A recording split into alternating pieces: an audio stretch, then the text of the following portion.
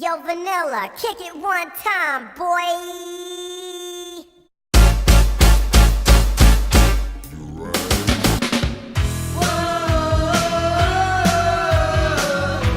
Go ninja, go ninja, go!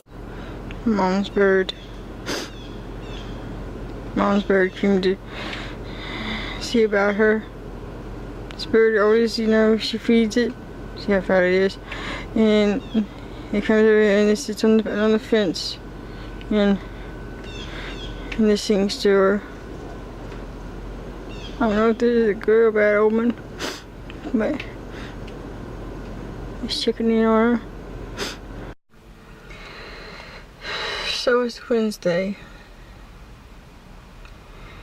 This is when we find out anything. They ain't taking her off the ventilator, but they're gonna start trying to wake her up. And this is when we find out if her heart's gonna, get on its own, and if it's strong enough to be on its own, and if we're hoping she won't go back into cardiac arrest, because she was going. Her heart was failing just as they put her in this coma. So we don't know. And like you saw this morning, I'll tell you a story. How, I took the video, I wanted to show y'all. My mom, she loves feeding the birds. You see, we go out and we feed the seagulls all the time. All the scrap of bread or anything. We only have a few dollars. We buy bird seed for the ones in the house. And we always, she sits in that chair outside and she watches the birds. She loves the birds. She loves the squirrels. She don't like the squirrels running, pouncing on the roof of the trailer, but can't stop that, but she loves watching them go up and jump from tree to tree and stuff like that. Anyway, this one bird, it looks like, I don't know what type of bird it is. She always says it looks like an oversized sparrow. It's tiny, it's that big. And you can see, on the camera, but it's that big. And it's like, but the size of, it's fat, obese, sparrow. And that bird, there's a whole lot of, we have a whole lot of birds, but that one bird, Mom will lay back and just, be very still, and she'll be in peace, and all of a sudden she'll feel something on her foot. Thinking it'll be like, a dragonfly during the summer or something. She'll look down, or a leaf will fall from a tree, or she'll think a leaf will fall from a tree, look down, and there's that one sparrow that is sitting on her foot. And I opened the door this morning, and it was on our porch. The upper part, going into the trailer. And it was just looking at the door. It look at her chair, then look at the door. And it starts singing and chirping and everything. I went down and I was going to say, she's not well, my friend, and it flew to the fence, then to a branch, and that branch,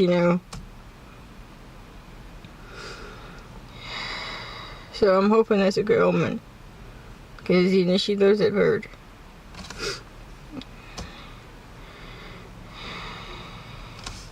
And this morning, I woke up at 4 o'clock in the morning. I got about 6 hours of sleep, 2 extra hours, from yesterday, so that is progress right there from my part. But I woke up this morning, and I swear to God, I heard my dad's voice. And he was just saying the thing he taught me when he taught me to drive.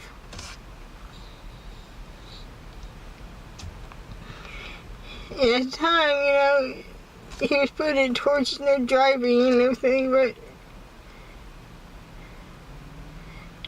he's telling me right now, this is the situation. And what was was he said, prepare for the worst, but hope for the best. At the time when you used to be driving, it was, prepare for the worst condition of driving, and hope for the best condition of driving.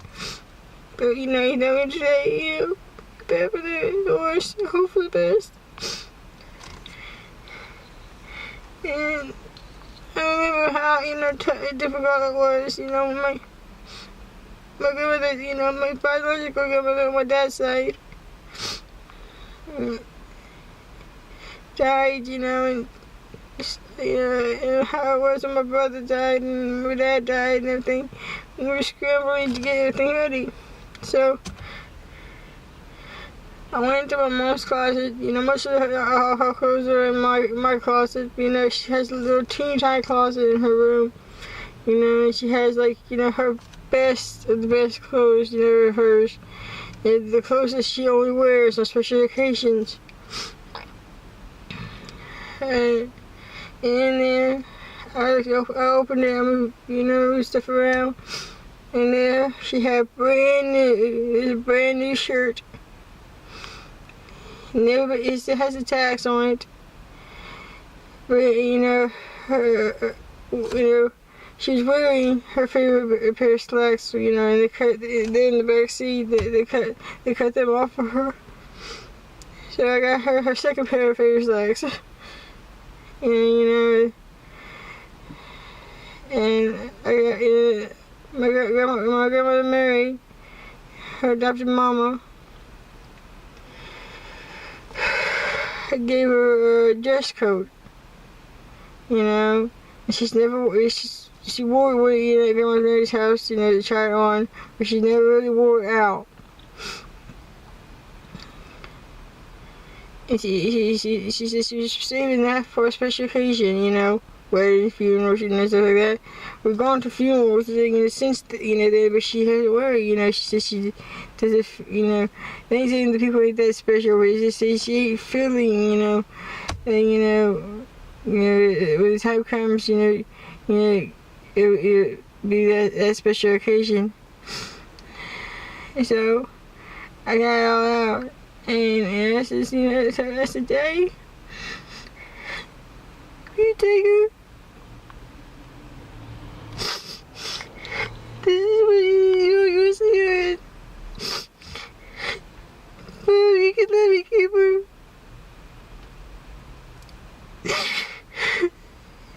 This is what I'm hoping to open.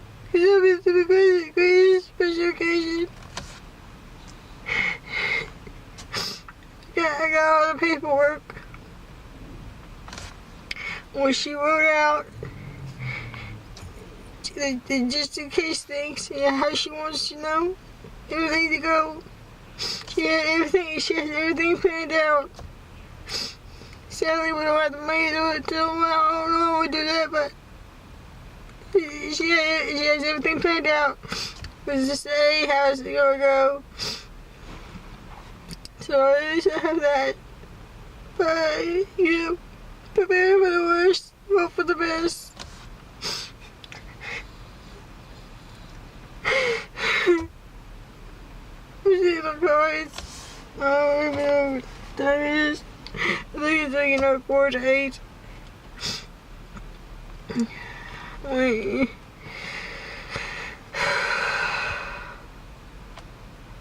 This was after me, so. Her favorite, other than our church, there's a church by here, the Hawaii Baptist, if you're in the Mobile area. She loves the bells. They're chiming. So it's probably almost 8 o'clock, I don't know. But they chime all the time anyway. You hear them bells. My dad works at that church. He put the air conditioning in that church.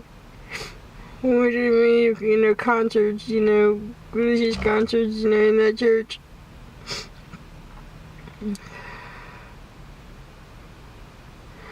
At that point, everything on the way here.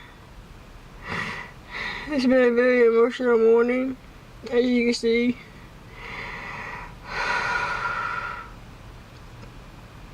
And I got in the car and says, God, just give me green. Get me there safe. Cause you sing your hands right now. And I tell you this. He gave me green. And almost every light, I can't do with green. I start getting upset. I got a red light. I got ready to say stop. Calm down. Have you cry right now? That light would be a long light. I'll cry. People behind me was like, I guess they was wondering what was going on, why the light wasn't changing. Then I stopped crying. I calmed down and I said, okay, guys, let's go. And the light would turn green. Y'all probably understand me right now because, when I'm crying, my speech impairment is worse. My translator is up there in a coma.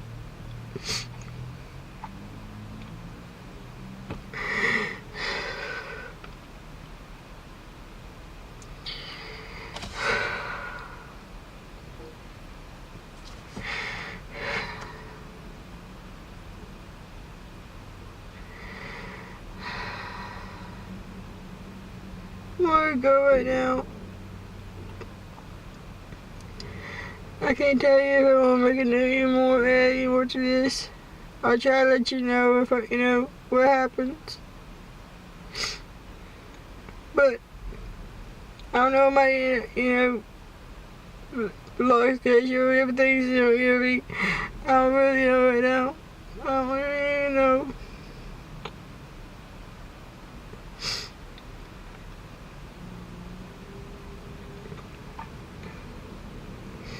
But I will let you know what happens.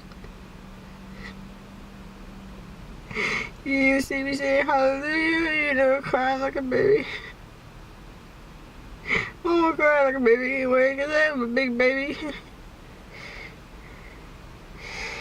I'm sick of people telling me to be strong. I'm sick of it. When I walk, you tell me to be strong. When I walk around into a bar and go and cry.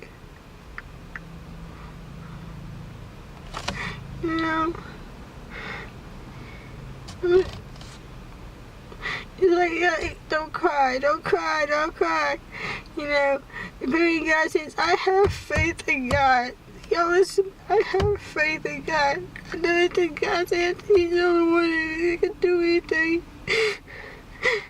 That's my mama in there. That's my best friend. That's my roommate. That's everything to me and everyone there.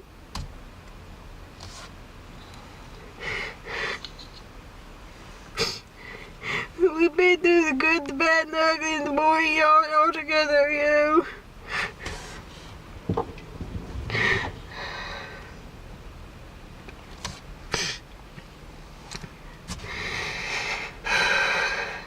So yeah, I will cry. I'm going to cry. I'm going to go ahead and we'll fall out and cry. But don't tell me not to cry.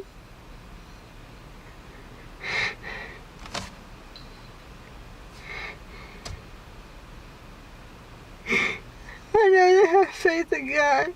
I have faith in God.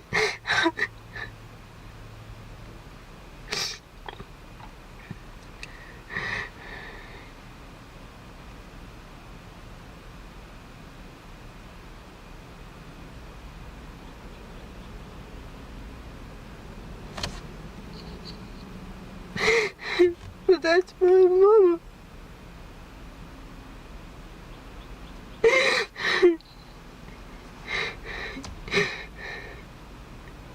My dad had a big role in part of my life.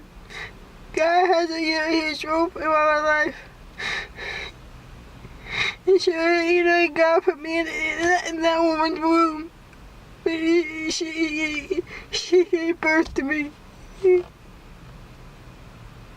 And when I was sick as a child, sure, my dad was there, and God was there, and that woman right there was there. When no one else was there, she was.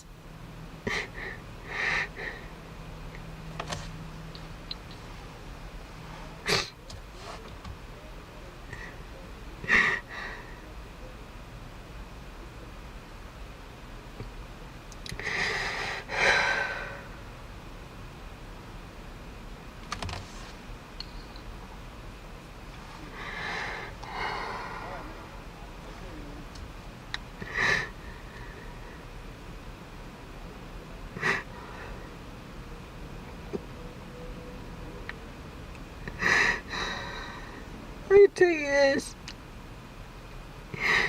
You being strong.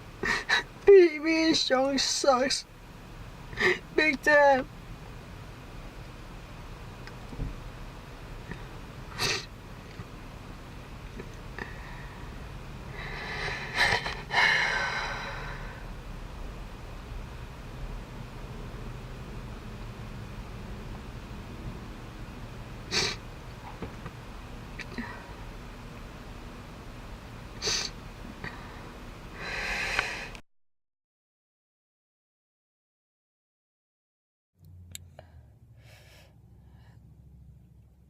My mother died last night. Yesterday.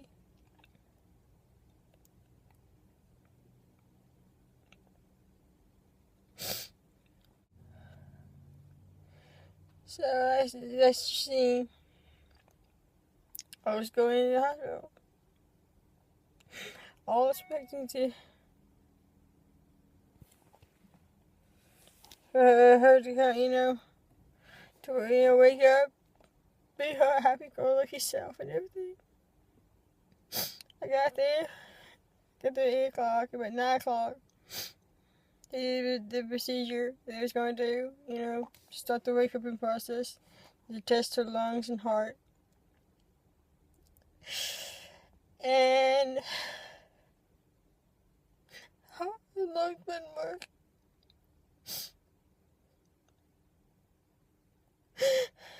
Her brain was already gone. They kept her heart beating so my sister could get there. So they kept her on the life support until my sister got there. Her heart, because of the life support, her heart was beating. But she was gone. Her spirit was gone. Her brain was gone. Her lungs, everything else, gone.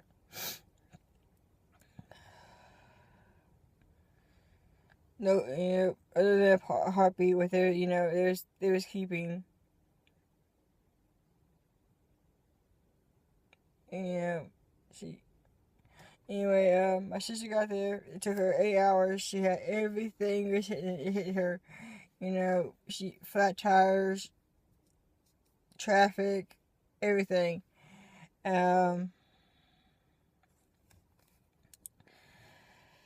She finally got there around 6 o'clock. They asked, visit her, talk to her, we talked, her spirit was there, we still talked to her. They did us all the protocol. We had to call the doctor because he wasn't right there. We was talking to the nurse and everything.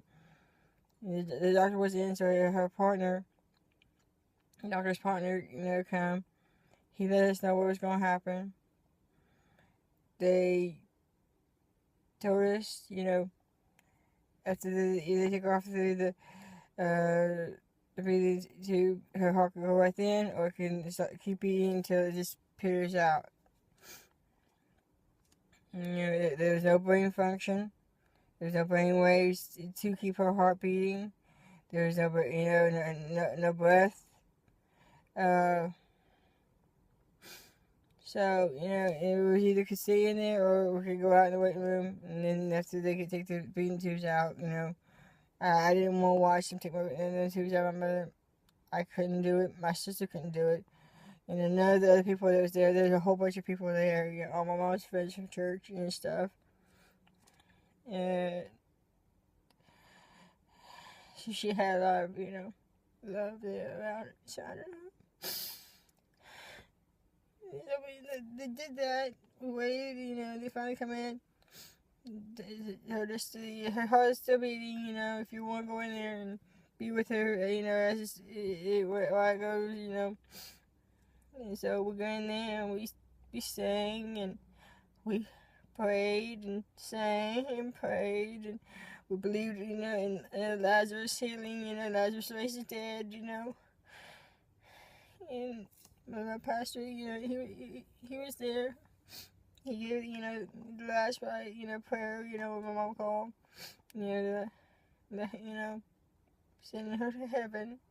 You know, if it was, you know, if God wanted her, you know, he can have her. And I have my iPhone here, you know, I don't have a service, but, you know, I have my music on, I have her song. It's called Angels in the Room. And, I put that on her chest, where her heart is, and I start playing it in loop, over and over and over. And the first thing it says is she's close to death. You know, her birth is that, you know, and it says, you know, she's surrounded by angels. It's a song that she sang to her sister when her twin sister, when my aunt was dying.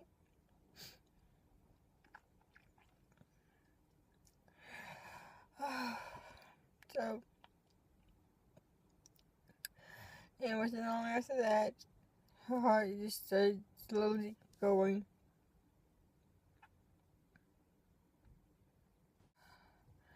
And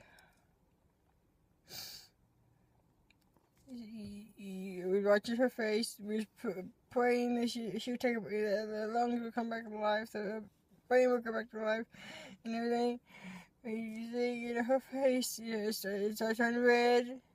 You know, then it started turning blue. Then it just went white. You know, the life was out of her.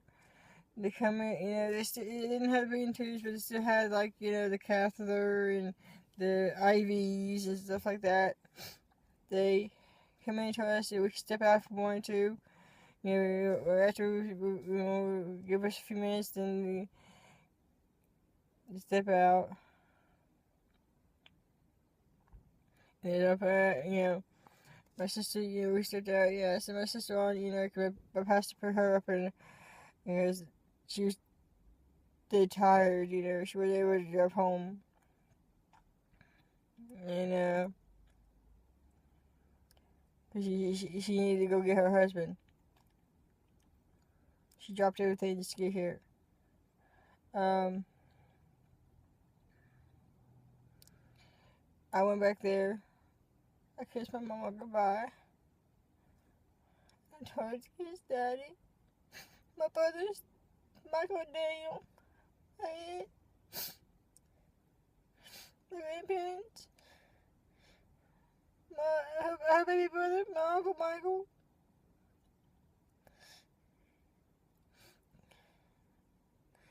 Give the laughs to go in heaven. Kiss her one more time.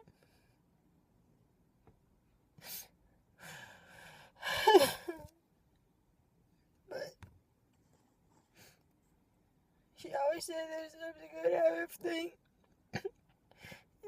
I was sitting down because first she said the doctor didn't want to see me. I was like, well, why you want to see me now? You know, my mom was already dead. There's nothing more y'all can do. Y'all did everything you can to save her, but, you know, why you want to see me now? You know, and we got the funeral home, you know, ready to come get her. And they called me back there, and they said, because she had her license as organ donor, but she always joked, you know, because of her ailments, you know, diabetes, and her heart and everything, and her lungs, that, you know, there's pretty much nothing that they would be able to salvage. They called me back and said they was able to salvage, the cornea, the veins in her eyes, and two or more people will be able to see because of her mama. And they asked me if I wanted it. I said, that's not me, that'll be her. And I said, I know her. She gave so much to people. In her death, she wanted to help somebody else.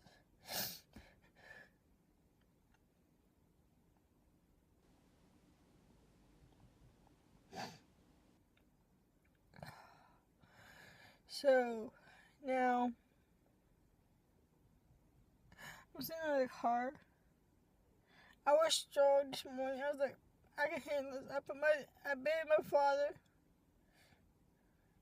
I watched my brother die. I watched my aunt die. I buried my aunt.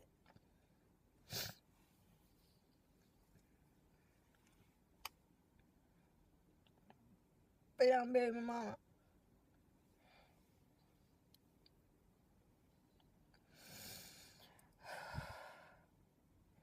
And sure, everybody, and their cousin is step up and say they'll help me and everything. But they can't help me forever. I don't know what I'm going to do. But I got the strength of my mama in me.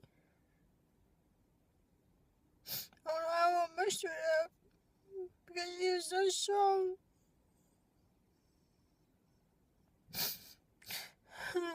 But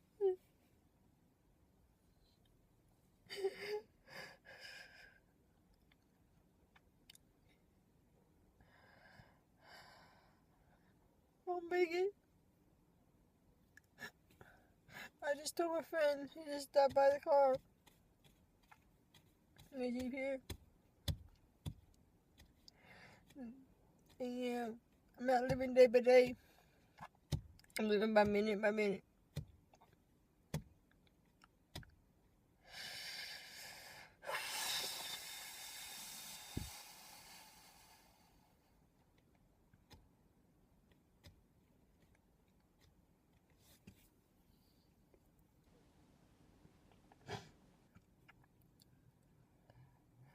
And like I said, and before I went in there, my dad come and tell me to prepare for the worst, hope for the best.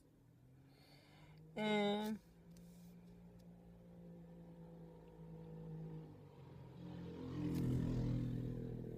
I don't know, whatever. I was prepared for her to go. I bet that. And I was hoping for the best, as you say. But,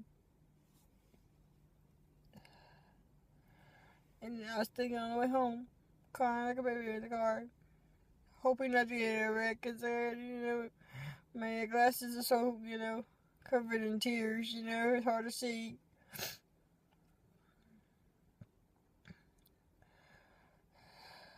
That she could have gone even worse. It could have been bad. It could have been like my dad, and it's so traumatic.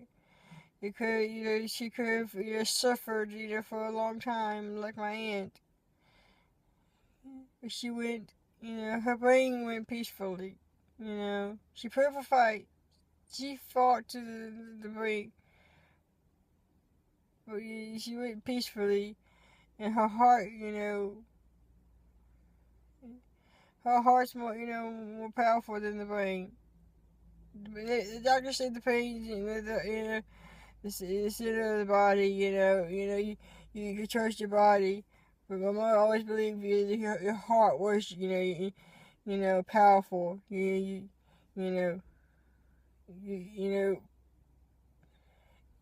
Doctors say, oh, it's just a beating organ, and that's just a metaphor. But your feelings are, my mom said, your feelings are not up here.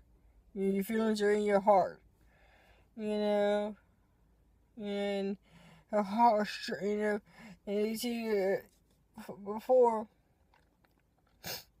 it was saying her heart was weak. Her heart was weak. And she had when she, when they bring her back to life, she had a weak heart. Her heart was fighting. Her heart was fighting to stay alive. But she was already, her brain was already gone. Her heart was fighting to be able to bring her back. But her lungs were gone. Her soul was gone. I told everybody, they were standing there with me and says, "This is a shell. It don't look like my mama. My mama is the one that laughs. That, stand out there, throwing birds to the seagulls. Look at that huge one. Look at the one floating over there in the water." My mama laughed, tell jokes. I mean, she was hilarious. I wish y'all guys, I can't remember. She was very, she was a very private person, but, open at the same time. She loved jokes. She loved telling her story, We was working on doing a video of her telling stories about the things that happened to her in her life. I can't tell. I was like, yeah. Well, you can tell. You can do it. I can't tell it like her. I can't do things like her. You can do her work. I'm not her. I do things in my father's name. I do things in her name. But I'm not her. I'll never be,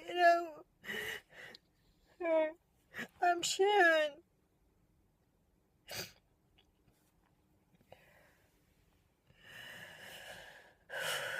So I'm sitting here crying like a baby.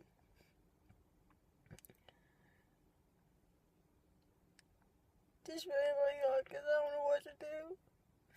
Okay. Go in, man. Because I gotta be at the funeral home. The funeral's already set for Monday, but I gotta get everything down there, her clothes and stuff. That's gonna be hard because I did everything like that for my father. And I gotta repeat it all over again. He almost killed me now. It's gonna almost kill me now. He always killed me then, he always killed me now. I'm repeating myself. I don't know what I'm doing. I don't think anybody ever knows. Yeah. I did get to be to the comments, in the last one of the videos that I posted in the past few days. Y'all saying this is real. This is real. I post, I don't sugarcoat things, I post real stuff, I don't cut out the bad, I don't cut out the ugly and everything, and just leave, the hilarious, the funny part, and the good stuff, and the happy, and all that. I like, posting the video, the raw, I don't edit very much of it, my videos. I just put it together, and just post it how it is, because that's how my life is, how it is. I don't know how. I'm probably going to take about a week after this video. I don't know if I'm going to post you for about a week. Then I might come back, I might, I work, I know my mom want me home. But sorry, I would say I want post, but right now I don't know what I'm gonna do. I gotta, see how things pan out, see how my life goes. I gotta pick myself off the ground, because that's where I'm at right now, on the ground, curl up a ball, crying like a baby. I am the baby. My mom always called me the caboose. I'm the youngest. There's others out there that are younger than me that she's kind of adopted as her own, but biologically, I am the youngest. I always, I was the closest to her. We had a bond like no other. She loved my siblings, but and she adored them. She adores her grandchildren. Y'all guys, y'all watching this, y'all probably cry like a baby too.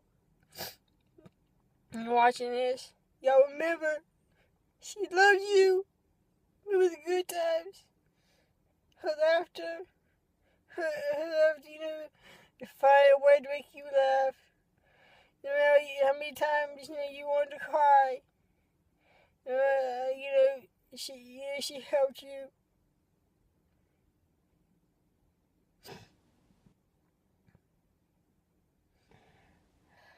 And there's another thing.